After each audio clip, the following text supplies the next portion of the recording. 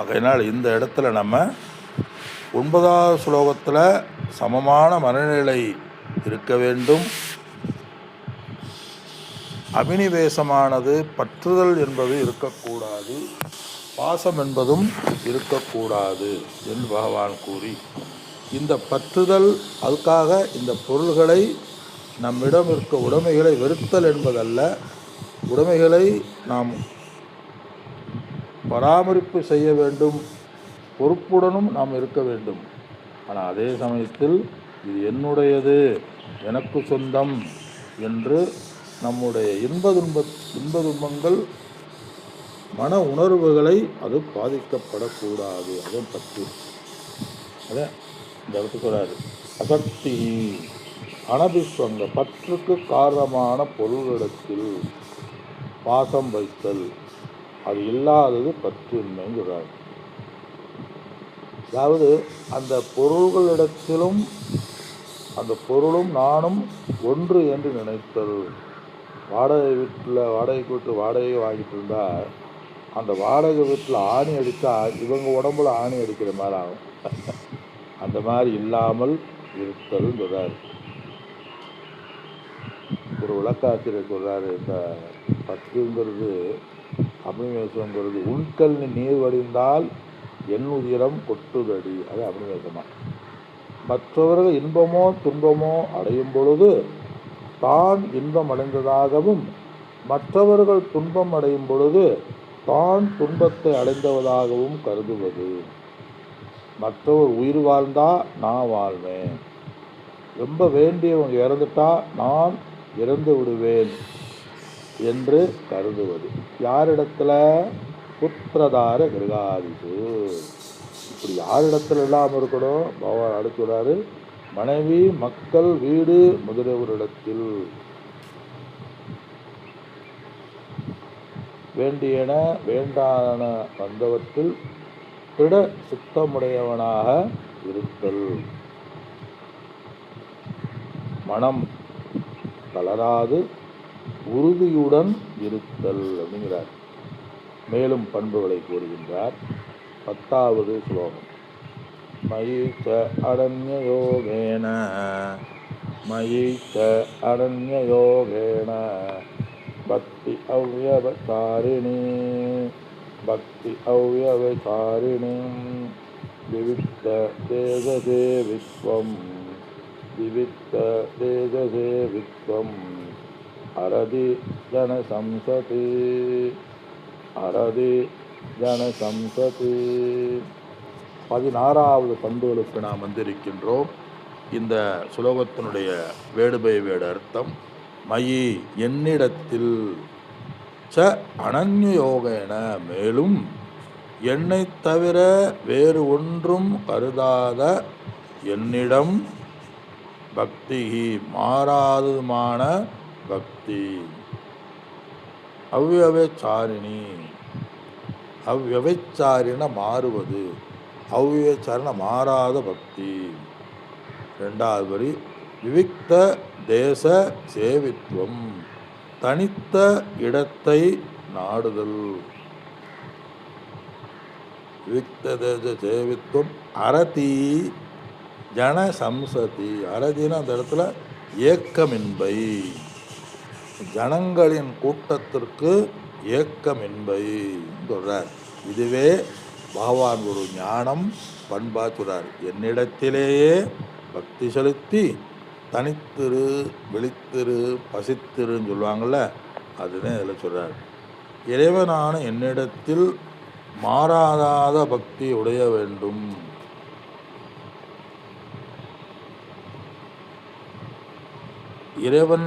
இறைவனிடத்தில் என்ன? இறைவன்தான் என்னை காப்பவர். இதை சாதனமாக நீ கருத வேண்டும். இறைவன்தான் என்னை பார்த்து படைத்து காத்து அழித்து மறைத்தல் செய்கின்றவர். இறைவன்தான் கர்மபல தாதா. அவர்களுடைய புண்ணிய பாவத்துக்கு தகுந்தது போல இறைவன்தான் பலன்களை கொடுக்கின்றார்.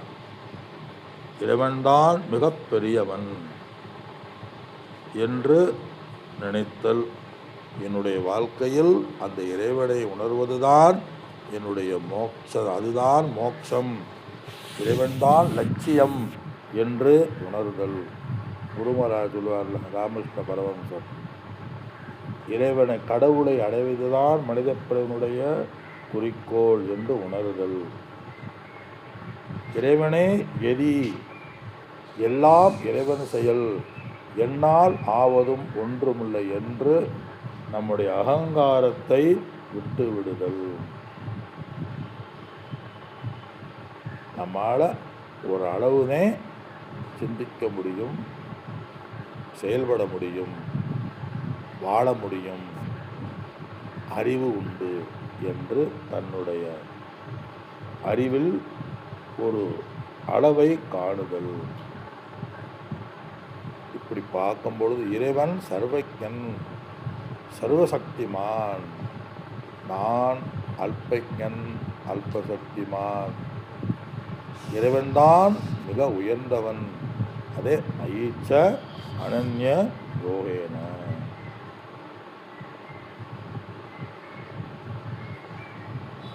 அதனால் நான் தான் இவற்றுக்கு சொந்தம், நான் தான் இவற்றை செய்கிறேன், நான் தான் அனுபவிப்பேன், எனக்கு பாதுகாப்பு இல்லை என்று தனித்துவம் வரும்பொழுதுதான் நம்ம கவலை வருகின்றது, அகங்காரமானது வருகின்றது.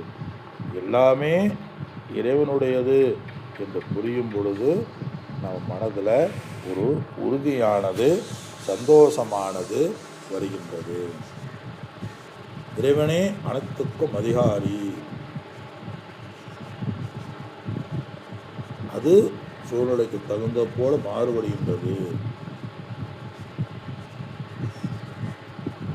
அதனால் இந்த எல்லாம் இறைவனுங்கும் போது வருங்காலத்தை குறித்த பயமோ இல்லை இன்செக்யூரிட்டியோ அதில் வராது. அதே இந்த இடத்துல சொல்கிறார், எல்லாத்தையுமே படைத்தவரவர், இறைவனை தவிர வேறு ஒன்றும் இல்லை என்று நினைத்தல். எல்லாமே இறைவன்தான், இறைவனுக்காக தன்னுடைய காரியங்களை செய்தல், அது நம்ம எடுத்துக்கலாம். அதே இந்த இடத்துல சொல்கிறார், மயீச்ச அனன்யோகேன, பிறழ்ச்சியற்ற யோகத்தினால் என்னிடம் மாறாத பக்தி வைத்தல். வாசுதேவனை காட்டிலும் வேறு ஒருவர் இல்லை, அவரே எனது அடைக்கலம் என்று உறுதியுடன் மாறாத பக்தி செலுத்துதல். இவ்வாறான பக்தியே ஞானமாகும். இதுவே உண்மையாகும். இதை அறிதலே ஞானமாகும். இதனால் ஆத்ம ஞானம் சித்திக்கின்றது சொல்றார்.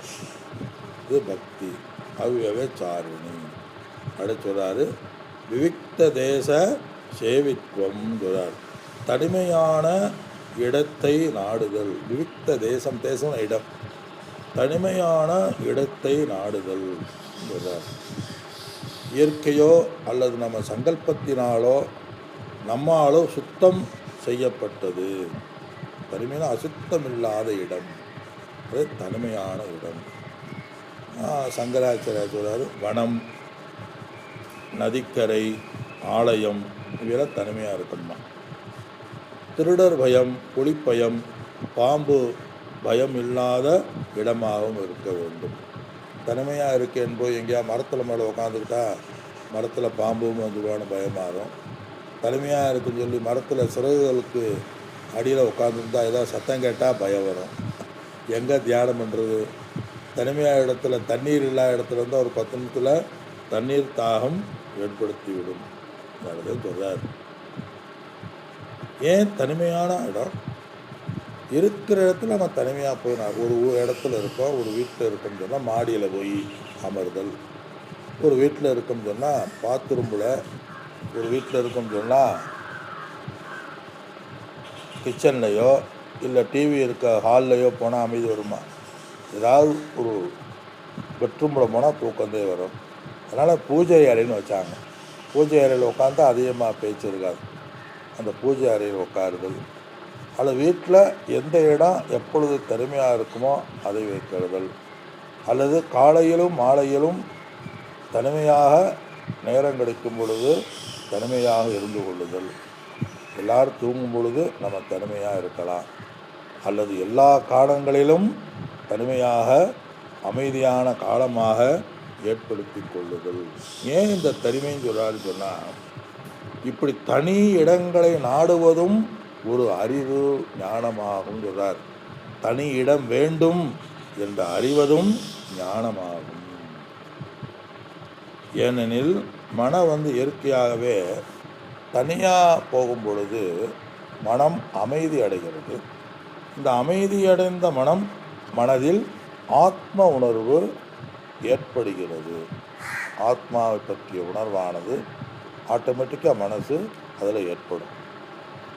இப்போ திருவண்ணாமலையிலலாம் பார்த்திங்கன்னா ஆத்ம உணர்வு தன்னால் மனம் அடங்கும்னு சொல்லுவாங்க. ஒரு இடத்துல அமைதியாக இருக்கிறது, ஒரு வாடகைக்கு எடுத்து கூட அமைதியாக இருப்பாங்க. வெளியே வந்தால் போச்சு, இப்போ பூரா இன்டர்நேஷனல் ஆகுது, வெளியே வந்தால் போச்சு. சரி, எல்லாம் காட்டுக்குள்ளே போகணும்னா உணவுக்கு வெளியே வரணும், போகணும். அதனால் உணவு கிடைக்கணும், தனிமையாகவும் இருக்கணும், டிஸ்டன்ஸும் ரொம்பவும் தூரத்துலையும் போயிடக்கூடாது. எல்லா சாதனைகளுக்கு சௌரியமான இடத்துல அது இருக்க வேண்டும். அப்போ எதுக்கு தனியாக இருக்கணும்னா என்ன சொன்னார்? அரதி ஜன சம்சதி. தனிமையாக இருக்கணும்னா என்ன? ஜனக்கூட்டங்களில் பற்று இல்லாமல், அரதினா பற்று இன்மை.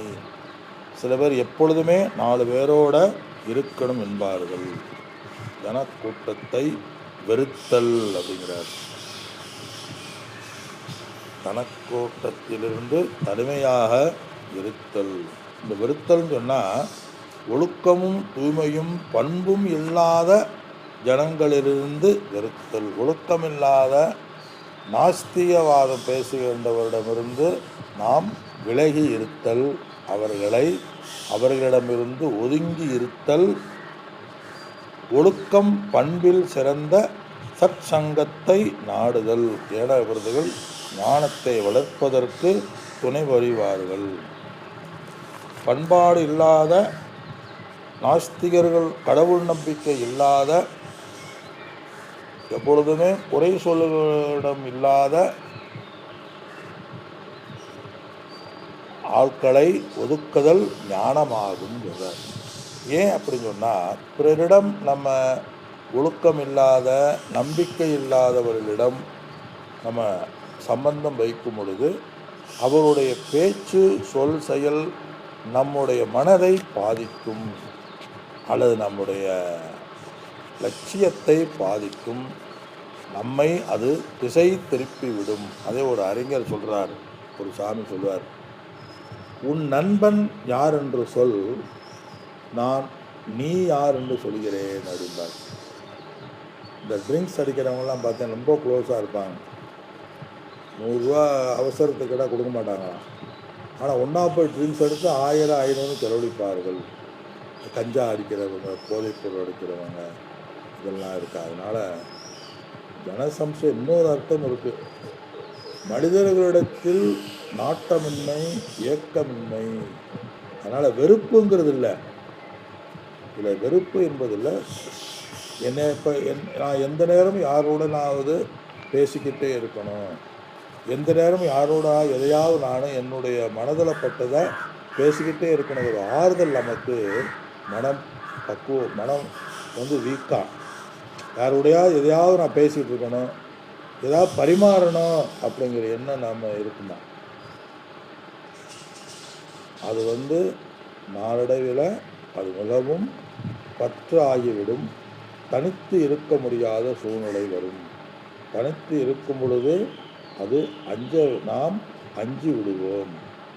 தனிமையாக இருக்க நம்முடைய மனதை நாம் பார்ப்பதற்கு சக்தி இல்லாமத்தே நம்ம வேறொரு துணையை நாடுகின்றோம். ரொம்ப போருங்கிறது என்ன? நம்முடைய மனதை நாம் நம்மிடத்தில் இருக்க முடியவில்லை, அந்த பக்குவமானதில்லை. அதனால தான் போர் அடிக்குதுங்கிறோம். இருக்குது. இப்போ ஜனசம்ச மதத்தில் மொபைல் கூட சொல்லலாம். ஜனசம்சதி மட்டுமல்ல, இந்த இடத்துல மொபைலை எடுத்து சும்மா நோண்டிக்கிட்டே இருக்கிறது, பார்த்துக்கிட்டே இருக்கிறது, டிவி அப்படிங்கிறது அதுவும் இப்போ ஜனசம்சதி தான். இந்த இடத்துல ஜனசம்சதினா மொபைல் சம்சதி அரதி அப்படின்னு கூட வச்சுக்கலாம். ஊமவான் அரதி, மொபைல் நாட்டமில்லாமல் இருத்தல் சொல்றார். சங்கரர் என்ன சொல்றாரு? மோட்சத்திற்கு பிரதிகூலமானவரிடத்தில் நாம் சேராமல் இருத்தல், மோட்சத்திற்கு எதிரான விஷயங்களிடத்தில் அவரிடத்தில் நாம் சேராமல் இருத்தல், சூழ்நிலைகளை தவிர்ப்பதுன்னு சொல்கிறேன். அவ்வளோதான். ஜனசம்சயம் இவ்வளோ எல்லாத்தையும் விட்டு போட்டு போயிடுறதில்லை. அந்த சூழ்நிலைகளை சபிப்பது. சமம் தமம் வைராக்கியம் ஆத்ம விஷயங்கள் ஆன்மீக நாட்டமுடையவரிடத்தில் ஒன்று கூடுதல். அதனால ஆன்மீக சங்கம், வள்ளலா சன்மார்க்க சங்கம், சத் சங்கம்னு வச்சுருக்காங்களே, அதான் இது. அந்த சங்கத்தோடு நம்ம சேரலாம். அந்த சங்கத்துக்கும் போகாமல் இருந்துடக்கூடாது. இந்த இடத்துல அதைத்தான் பகவான் முக்கியமாக சொல்கிறார் ஆதிசங்கர். ஜன நடமாட்டம் இல்லாமல் சொன்னால் எதுலேயுமே நடமாட்டம் இல்லாமல் இருப்பேன், யாரையுமே எங்கேயுமே சேரக்கூடாதுன்னு சொல்லலை. நல்லோரிடத்தில் சான்றோரிடத்தில் நமக்கு ஆன்மீகத்துக்கு உயர்வை தரக்கூடியவர்களிடத்தில் நாட்டம் கொள்ளுதல், ஆன்மீகத்திற்கு தாழ்வு தரக்கூடியவரிடத்தில் நாட்டம் இல்லாமல் இருத்தல். அதே சத்சங்கத்வே நிற்சங்கத்துவம், நிற்சங்கத்வே நிருமோகத்துவம் சொல்கிறார்.